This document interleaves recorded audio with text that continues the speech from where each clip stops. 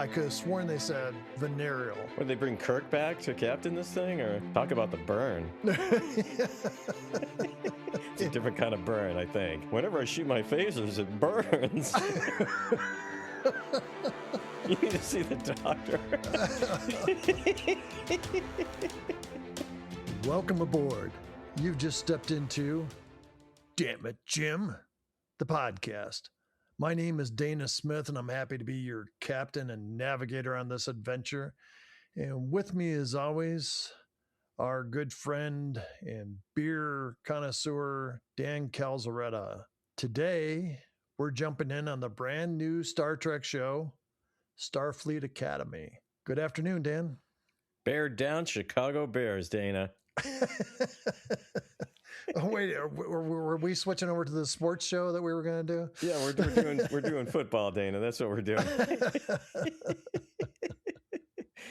Well, I don't know. We'll see what happens this weekend. The Bears are playing. The Broncos are playing. We both got something in the game. So yeah, it should be exciting. Can you imagine those two in the Super Bowl against each other? That'd be crazy.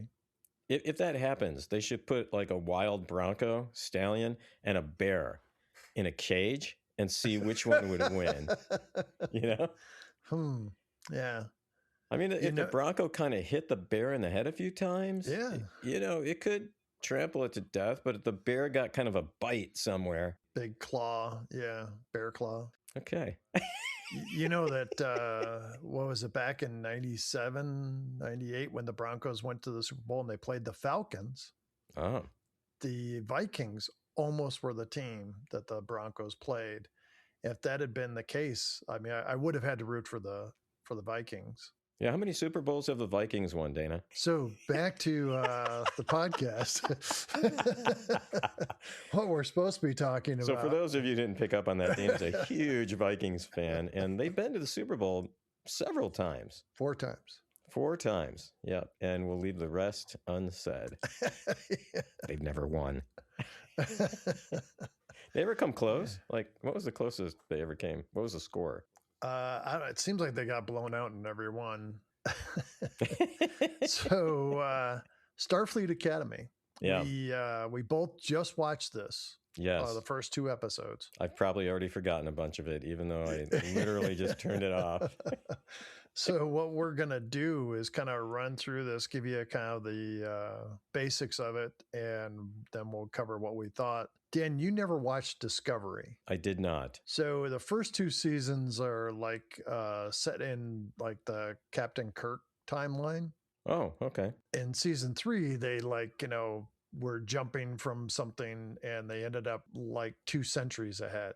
Oh. And it was right after the burn. Oh, see, I thought they were talking about heartburn when they mentioned this, which yeah. I had some while watching this, by the way. Yeah. And you had just said, look, antacid's got to still be available, right? It's gotta be. Like, they got to have a huge, gigantic antacid ship, just shoot antacid material and Pepsid and whatever else, Yeah. So the first episode, Starfleet Academy, just aired today. First 2 episodes. The first one is called Kids These Days. It's a title that might grab some people's attention, and for other people might have just never made it past the title. We did, Dana, because we are here for our fans. Yeah. Yeah. And people don't know that they're fans yet. The show starts off and we get Holly Hunter's voice. I got to say, I love Holly Hunter, Dana. She was in, I think, my favorite movie of all time, which is Raising Arizona. It's a good movie. Great movie. In this show, her voice, though, I mean, she's a Lanthanite, as it turns out, or part Lanthanite. I mean, did they make her voice that way to kind of sound like Pelia? I mean, it was almost on the edge of me getting nervous about that. You know what I'm saying? It's funny because when I heard her voiceover, I thought, oh boy. Yeah. Dan is not going to be happy with this. I mean, the actress does have that kind of voice, though. Yeah. But it almost was like she had cotton in her mouth, Dana. Between you and me, I think she had a facelift. Yeah, or several, Dana. Let's face it. But she's kind of like, yes, yeah. Like she's got, something's going on here. I just don't know what it is. because the skin's so tight, she's unable to form words. So, That's it, probably. But she's a great actress. So, but what she says, and I wasn't prepared for, is that this takes place after the burn. Yes. And the burn occurred in 3069. And for those that don't know, it was a galactic cataclysm where most dilithium mysteriously went inert. Too much Tums at that point. There's Yeah, too much apparently. antacid, and it got rid of all the dilithium, Dana. So it caused warp cores to explode. Ooh, wow. So it destroyed thousands of starships and it basically led to the collapse of the United Federation of Planets. Wow, see, I didn't know any of that. That's kind of cool. Yeah, I didn't have heartburn at this point. Sounds like it's something that comes along later. It does, yeah. So then we see a mom and her son, and the woman's trying to teach the boy a code for both of them to remember. Oh, Dana. Okay, I'm jumping in already. Uh-oh. The kid, Dana, as soon as I saw the kid, I thought, holy shit, this can't be good. Starting off with a kid, you know? Yeah. He asks about a man and says, and she says, a man named Nusbraka helped her find food. Nutbreaker? Nutbreaker, I think. Yeah. Says helped her find food when food was scarce. Huh. And then we see that she gets pulled out, basically like guards come and grab her and the boy. So then we see Nusbraka in person. It's Paul Giamatti. Yeah, which is good. I mean, they've got some people in this show, Dana, who are, pretty good actors. Yeah, but he's a criminal and he's yelling and screaming, and they've got like this neck collar on him, They're kind of zapping him. Yeah, I think if I was a guard, that would be the fun thing is, zapping people. But yeah. Yeah, in the future, I'm saying. Yeah. Sure, yeah. Have you ever been tased? No, don't want to be. No, I never have either. But have you ever done this? Have you ever taken a 9-volt battery and stuck it on your tongue? Well, yeah, of course. Yeah, see, everyone should go and do that because that's kind of like the kid version of being tased, Well, wait a minute. When you were a kid, didn't you go around sticking like forks and light sockets and stuff because they didn't have things to protect us from doing that when we were kids? I never did that as a kid, no. Yeah, I did it. I never learned when I was a kid, apparently. That explains the hair loss at a young age, Dana. Yeah. I was always trying to shove stuff into light socket, forks, I don't want to know what else, Dana. inanimate objects. When I was a teacher, well, in teacher training, actually, I was observing in this classroom in a high school, and there's a kid in the back of the room, he's doing something. I can see him doing something because I'm sitting in the back observing. Teacher doesn't see what he's doing. And I see this kid kind of reaching back. He's in the back row, and he's doing something by the light socket. And I look over. I'm just observing, Dana. I'm here to just observe. So he's got the foil from sticks of gum. Yeah. Kind of folds one up, makes it nice and long, folds it nice and tight, sticks it in one of the holes for the socket. Okay.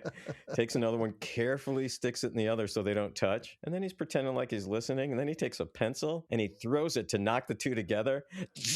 Makes that sound. Like sparks, smoke. And I'm like, yeah, I really want to be a teacher. This is great.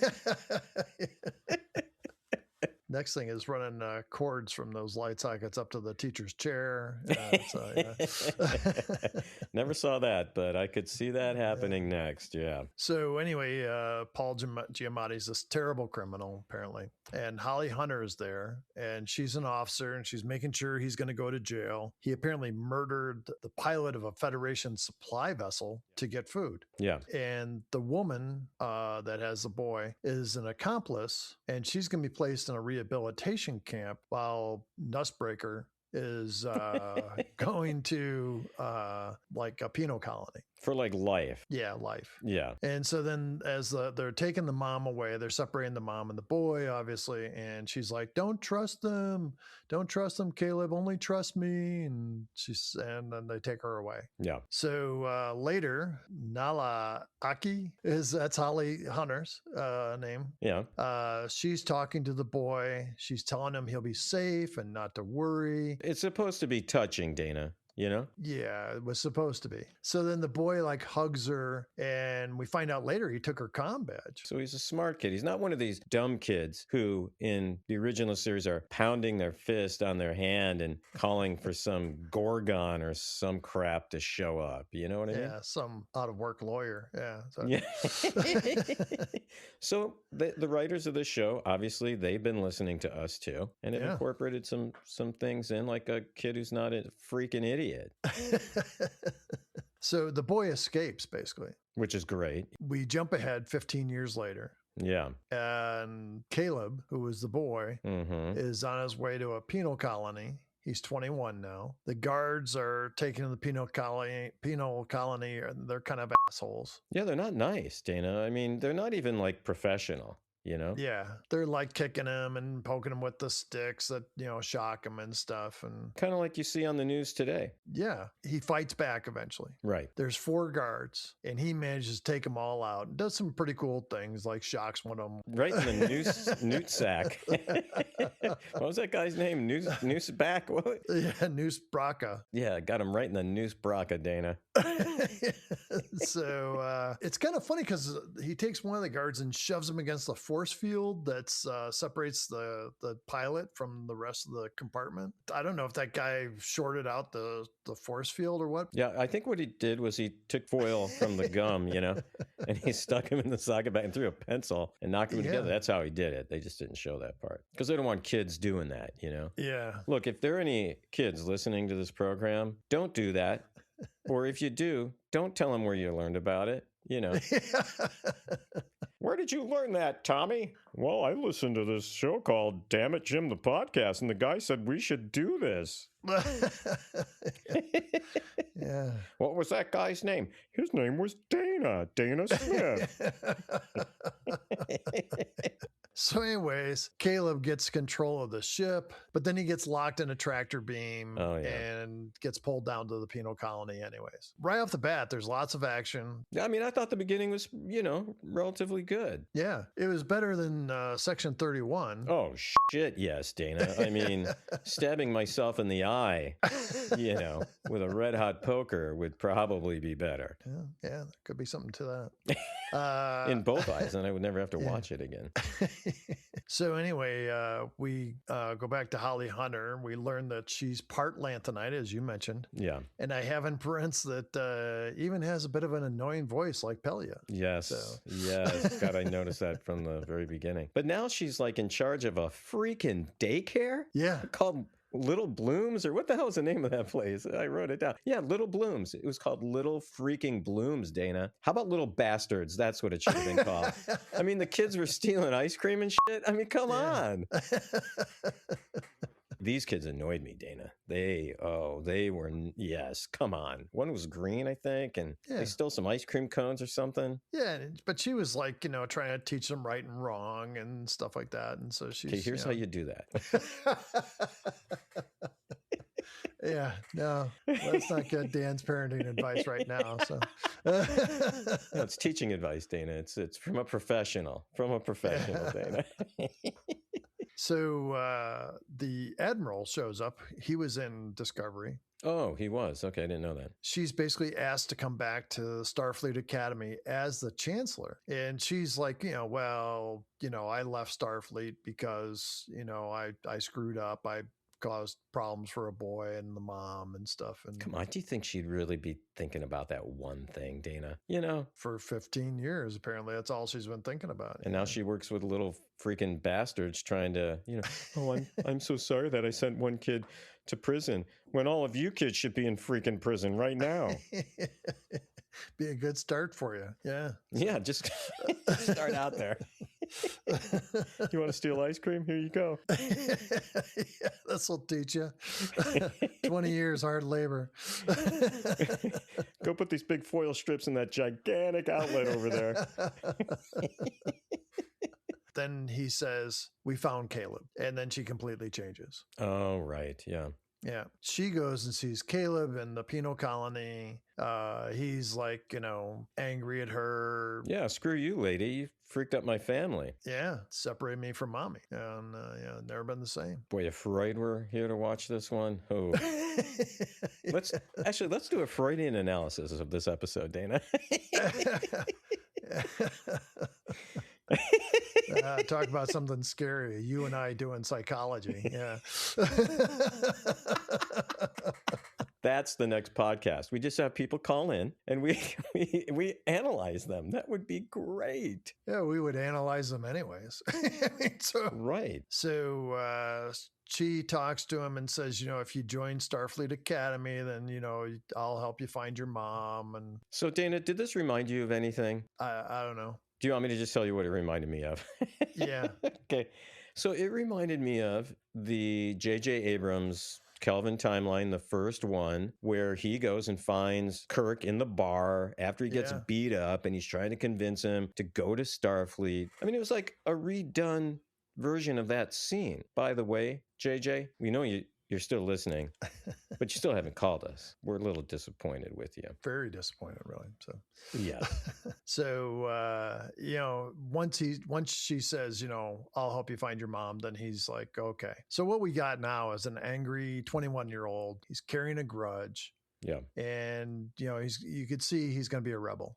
Oh yeah. Right from the get-go. So then we see the USS Athena, and it's like this big starship, and again, 32nd century, and it's a way different looking from the Enterprise D or anything. Right. It's long nacelles. It's a different type of hull structure. Sure, completely different. Yeah, cool looking. Yeah, I liked it. So everybody's like, "That's the school."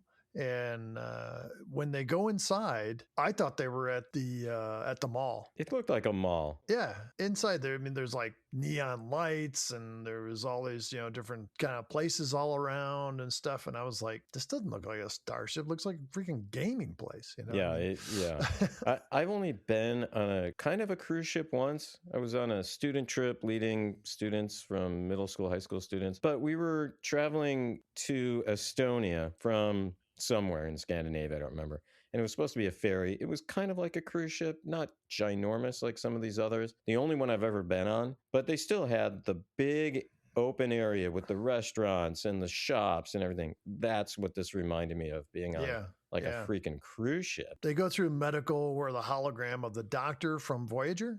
Yeah. He's there and he's giving him shots. And I was not like a huge fan of Voyager, but I kind of like the Doctor because he's sarcastic, kind of funny, and already in the beginning of this episode, he had some pretty funny lines, I thought. Yeah, I always liked him in the show. So all the while, I'm thinking this is like a stationary school. Right. That they just have it on this ship. Yeah. Is that what you were thinking? Yeah, that it was like almost like a orbiting school that never went anywhere. Yeah, yeah. Mm-hmm. But as it turns out, it's like the magic freaking school bus, Dana. Filled with a bunch of kids. Yeah. That in a couple of minutes are going to be crapping their drawers. So, it's a functioning starship. Yeah. And so there's a lot of alien characters on the bridge and all through the ship. Right. I mean, not just, a couple here and there, but I mean, a lot of different aliens. A lot of them. Yeah. We even see the black and white alien in one scene. We're meeting all these characters as they're walking along. There's the tough guys, the goofy 17-year-old hologram named Sam. See, okay. I'm going to just right now start to complain about a couple of things. Okay. Sure. This whole trope about the bully, the kids in their first freaking day of school, and someone's the outcast, and someone's going to be the one who has no social skills, Dana. And the hot chick. Yes. At this point, I needed antacid for my burn, Dana. Yeah. So there was a burn in 2026 as well as 3062 or whatever that was. Yeah, okay. Exactly. So there's a 17-year-old hologram named Hologram. She's a hologram cracker. And her name is Sam, and we get more with the doctor, who is starting an opera club. Yeah. and that no one seems to want to be part of. Totally fits his So, character, though. I was like, yeah, that would be what the club that he would be in charge of. yeah, and he's great about the whole thing, Yeah. trying to get people to sign up. And Sam's like just wants to talk to somebody. Right. Oh, we find out at that point. We find out she's a hologram, Yeah, yeah, and she's from a planet of holograms. yeah. Is the planet itself a hologram, That's a damn good question. or is it a candygram, Dana? Maybe the planet's a candygram. Can you imagine that? And then she's like a box of candies walking around. It would make as much sense as this. On their way to Earth, they're cruising along as in the ship, Yeah. and they get attacked. Yeah. So the school bus that they're all on gets attacked by Nutsack. And like there's something as they get attacked, there's tachyon beams, and then there's like something covering the ship. Yeah. And hold on a second. Hold on. There's things breaking through the ship, the hull. There's explosions. People are being thrown everywhere. And, someone calls up to the bridge. We got a lot of injuries, but no casualties. I'm like, Yeah. what? You're starting a new series and you're not going to kill anyone in the first freaking episode? How are you going to keep me watching this show? Yeah, good point. I was wondering the same thing. Yeah, stupid. So then they see the enemy and they realize it's the venereal disease or something like that. Yeah, it's the venereal disease on the guy's nutsack. It was venereal or something. Venereal. That's the race, right? Okay, but yeah, when they first said Yeah. the ship is, I could have sworn they said venereal. So Would they bring Kirk back to captain this thing? Or what? it's like, yeah, we're attacking because Captain Kirk, 7 centuries ago, whatever, or 10, 20 centuries ago. Talk about the burn. It's a different kind of burn, I think. Oh no. Whenever I shoot my phasers, it burns. You need to see the doctor. Wow. So they realize it's programmable matter that is engulfing the ship. And doesn't it look like circuit boards or something that are Yeah. covering the ship? But they mentioned the crew quarters are hit. And so I'm like thinking, okay, well, then it's just, here we are. The cadets are going to have to step up. And I was hoping a few of them would already be dead, though. Like Yeah, the well. bully guy, hoping that guy would have been dead. no, I don't think anybody's going to die in this show, Dan. So that's, Okay. I mean, the whole series, I don't see anybody dying. So. Yeah. All right. So then we see the captain of the attack ship. We see it's the Nutbreaker, Nusbraka. Yeah, Nutbreaker. And the communication brings, I did like this, it puts like a hologram of him right on their ship, the Athena. Yeah, like on the bridge. Then Nutsack says he came to steal the warp drive. Sure. Holly Hunter's like, it's too big. You can't handle the warp drive. There's something in there about being probably a big nutsack or some joke, but it would take too much effort on my part to really come up with it at this point. So Caleb comes up with a way to save the ship. Sure, he would. Of course he would. But the nutsack guy, He's still on the ship. he's back. Yeah, he's back on the ship, right? Not just his hologram. Yeah, and he fights with Caleb. Right. Nothing against Paul Giamatti, but I think he's like our age, Right. maybe older. And so like they do all these like really fast edits and stuff, and so you really don't see a lot of the fighting and swinging and stuff. It's not like William Shatner in his heyday Right. doing drop kicks and stuff. Now is Paul Giamatti, he's bald, right? Yeah. Yeah. So he's in this show, he's a bald nutsack. Look, Dan, I got to come up with something to keep me interested in not just hanging up on this fucking podcast right now. I can put that in, right? I think I can put that in. Look, Yeah, sure. anyone who's listening to us for this series just better be ready for whatever we have to say about it, Dana. So anyway, Nutsack somehow gets into an escape pod. Right. And flies off. They don't try to like use a tractor beam. Why not? What? They don't shoot at it. They don't send a shuttle after it. Right, nothing. It makes zero sense because Yeah. after that webbing or whatever it was got off the ship, they were like, yeah, everything's working again. The warp drive's working. The weapons Yeah. are working. Everything's working. Yeah, huge plot hole alert right there, which means obviously this guy's coming back. Yeah, yeah. Yeah. So then they arrive in San Francisco and Oh, we God, see Dana. the ship dock. Dana, hold on. Hold on, Dana. The song. There was a song. I must have dozed off. As the thing's coming into San Francisco. Oh, yeah, yeah. And I and forgot. everyone's looking out the window at San Francisco, and you can see the beautiful city, and it's got some fog and the Golden Freaking Gate Bridge, and they're playing the song. Are you going to San Francisco? Oh, Dana! If I had hair, I'd be pulling my hair out. I mean, what? Yeah. See, I used to like that song, and now Yeah. that every time I hear that song, I'm gonna probably throw up a little bit in my mouth. That's what's gonna happen. I know the music I want to start the show off with.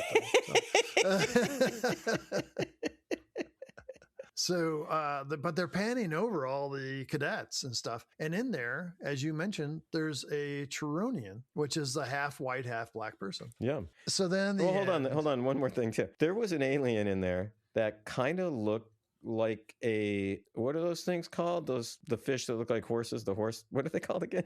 Fish that look like horses. You know no seahorse. Look like a Seahorse. I guess doesn't really look like. Kind of looks like a horse. Yeah, it does look.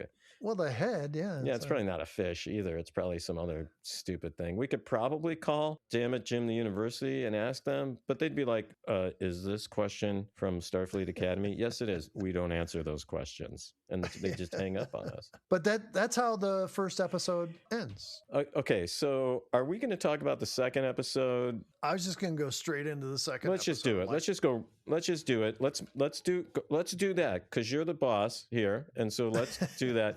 Because we've set the stage now. And we got all the information we need. you know. Right. So we start off the second episode seeing some of the classes, challenges that the cadets face as Captain Aki gives a long speech walking into the academy. And I think they've been there like 3 months already, and she's still giving them the speech. Long speech, Dana. And then we learn more about Captain Aki. She likes old-fashioned stuff. She reads actual physical books, But the way she sits in the captain's chair, Dana. like a cat or something, or a kid. I mean, I know she's short. I mean, She's tiny. Holly Hunter's very short. Yeah. I mean, to sit in the chair that way, I think it's disrespectful to the captain's chair, Dana. Yeah, I was worried when I saw her sitting like that because I thought, oh boy, Dan's not going to approve of this. And later in the show, she's in bare freaking feet, Dana, walking around the ship. She's got a reason for it. Well, I don't remember what the reason was because I was so freaked out by that. It's like, have you ever been on an airplane and seen people take off their shoes and socks, Dana? Oh yeah, yeah. That's wrong. That is wrong. I don't care how good you think your feet smell. No, that is wrong. And those people, I mean, I think being shot is a bit much. That's a bit much, but close to that, Dana. Dropped out of the airplane. Okay. I mean, at least you got a chance to live. There have been people that have fallen thousands of feet and have survived. Bare feet, though? Come on. You're talking to the freaking admiral and some other guy, and you're walking around in bare feet? The burn is starting again. But she reads books. She listens to records on an old time phonograph. I mean, like kind you got to crank. And she likes walking around barefoot. No, that's wrong. That is wrong, Dana. So she explains it. She says it's good because it like airs out your feet or whatever, and does stimulus to your body and stuff. And she comes up with a whole reason for doing it. Yeah, she says, Dana, she says she can feel the electrons in her feet. Yeah, yeah. Well, one, no, you cannot unless the floor has been electrified, which if you're wearing your shoes, good, no problem. The reason they'd electrify the floor, Dana, and the only reason is for stupid fucking people who walk around in their bare feet to teach them a damn lesson. Yeah. Okay, I don't know if you can hear this. My dogs are going crazy in the house because they saw me watch this episode. They know how upset I am about this, Dana. So we learned that they're going to sit down with the Betazoids. We see Jet Reno. She was also in Discovery. Wait, Janet Reno is in this show? Wow. That's pretty cool. Yeah. This is Tig Notaro, the comedian. Oh, yeah. Yeah. Yeah. So she's teaching a class. I mean, her lines were good too, because she's kind of snarky. And and she was in Discovery for a season or two. Well, I she can't was. remember. Okay. Maybe I should watch Discovery, Dana. Yeah, at some point in the way we're going, I think you're going to have to. How many seasons again? It was just 4, maybe 5 seasons. How many episodes per season? Oh, let's see, more than 10 probably. I don't think I can do it. Yeah. Yeah, I don't think I can do it. Yeah, I don't think you could either. You'd never make it. What if I just watched like the first and last episode of each season? Would I kind of figure it out? We'll discuss this more later. Okay, and then I'll just call you if I have any issues Yeah. with that. Yeah. Okay. And then I'd have to watch it again because I haven't seen it in 3 years. So that's Okay. Now, so the Betazoids, these are like the empathic people, kind of like Troy. Counselor Troy. There's a huge difference here, though, Dana. Did you notice the difference? Yeah.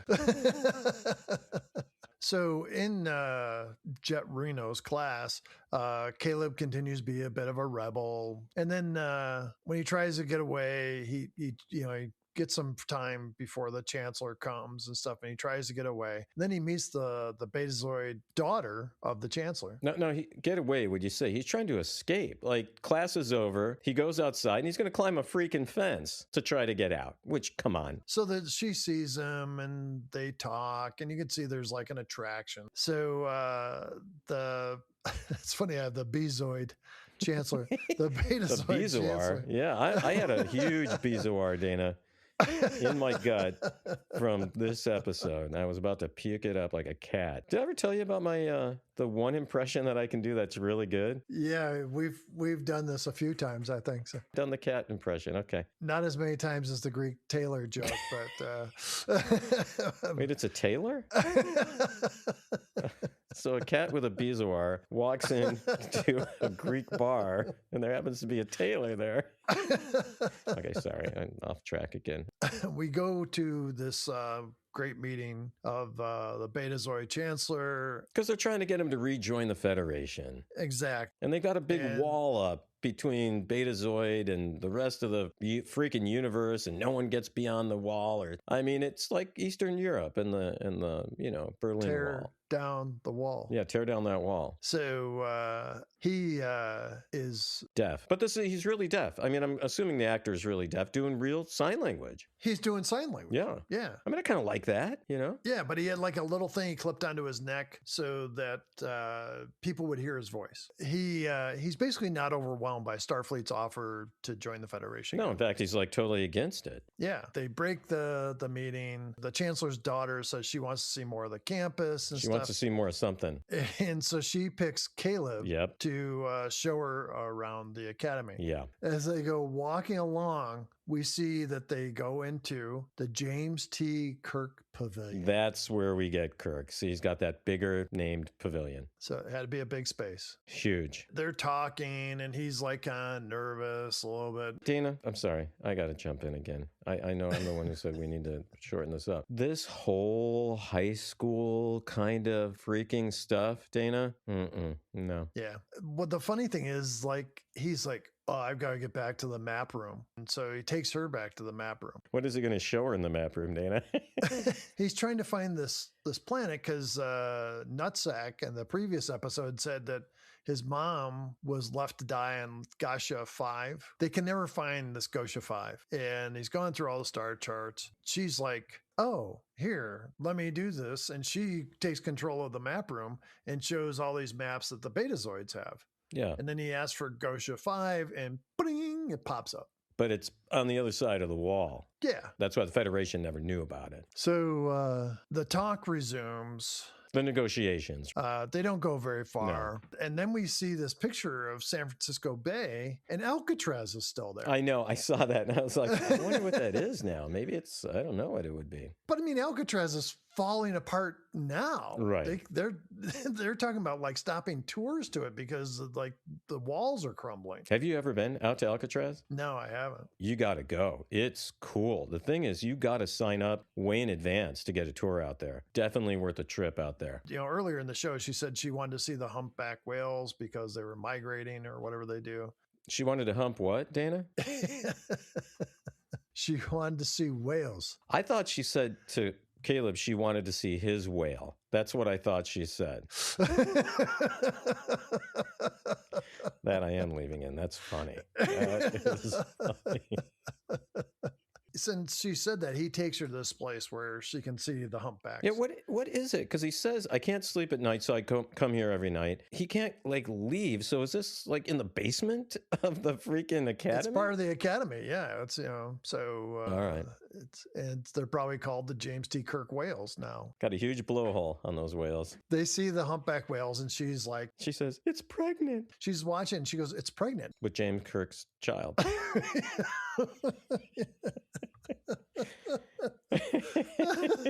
Look, he might as well do interspecies. I mean, you know, why not? All right, I'm sorry. Look, this show would have been so much better if any of the stuff we just said was actually in it.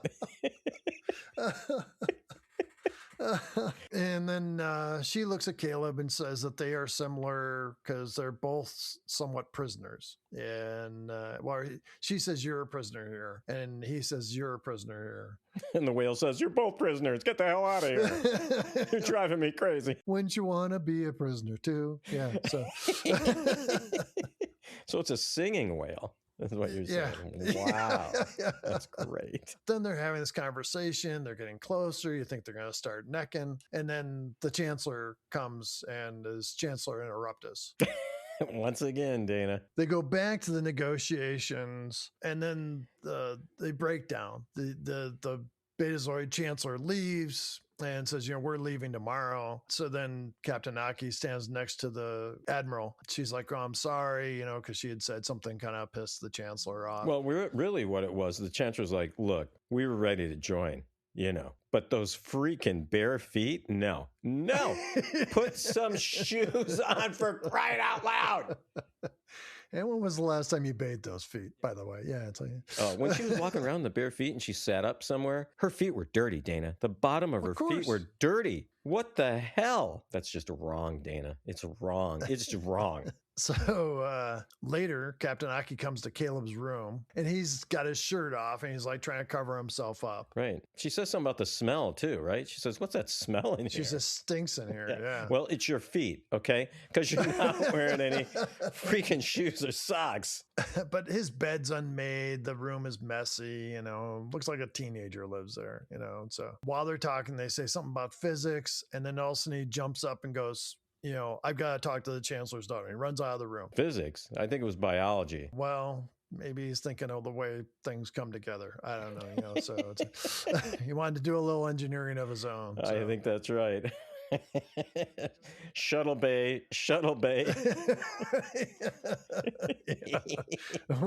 Got a landing party coming in. Yeah. Coming in hot.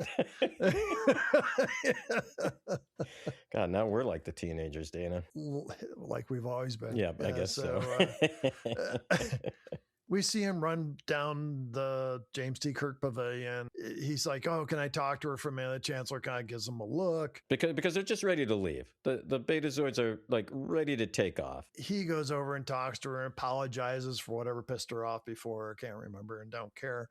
And and then he says, you know, I'm really sorry. I should have told you this. And then basically says, you know, can you get your dad back to the negotiation table? Then the captain and the admiral make more speeches and they say, we're not going to put the Federation seat in Paris where it used to be. They say they're going to put the Federation seat of government on Betazoid. Yeah. And so then the Chancellor, you know, they talk a little more and the Chancellor gets all a big smile on his face. So he takes a pin off that, you know, allows him to be translated. Yeah. And he turns and says, yes. And he says it in his real voice, which I thought was kind of touching, you know? Yeah. The next thing we see is the captain tells Caleb that Starfleet intelligence found Gasha, and she says his mom got off the planet 3 months ago. Here's all the comm channels she might be communicating on. If you want to get a message to her, she'd probably hear it through one of these channels. That's a lot of calls he's got to make, Dana. Probably tens of thousands of channels, right? Millions. Yeah, that's what you'd think. Caleb walks away and we see all his fellow cadets and everybody's like smiling and happy. And then we go to his room and we see Tarima's brother is in there.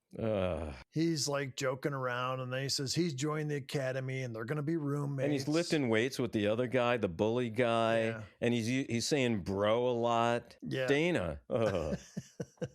So, and then of course, Caleb's like, oh, maybe Tarima's going to be a roommate with us too, and he says no, she's going to the war college. So we see Caleb like making his bed and joking around with the other guys, and the jerk that the bully guy is helping him make the bed. And so we see that Caleb is growing and maturing and maybe not the rebel that he has been.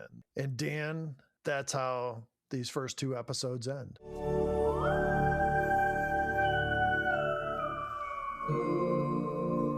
So Dan, I'm going to give a few pros here. I thought the Doctor was great. His lines were very good. He's just like I remember him from Voyager. Snarky, funny. I like Helen Hunt as an actor. Helen Hunt? What's her name again? Holly Hunter? Oh, that's Helen. Who the Helen is Hunt, Dana? I have no idea. Helen Hunt. What's her name? Holly Hunter? What's her fucking name? Yeah. Holly Hunter. Who's Helen Hunt? Helen Hunt's an actress. Yeah, she was on the show with Paul Reiser. Oh, yeah, not her. I never saw that show. Yeah. Well, she was in Twister, though, right? She was in Twister, and she was also in As Good as It Gets.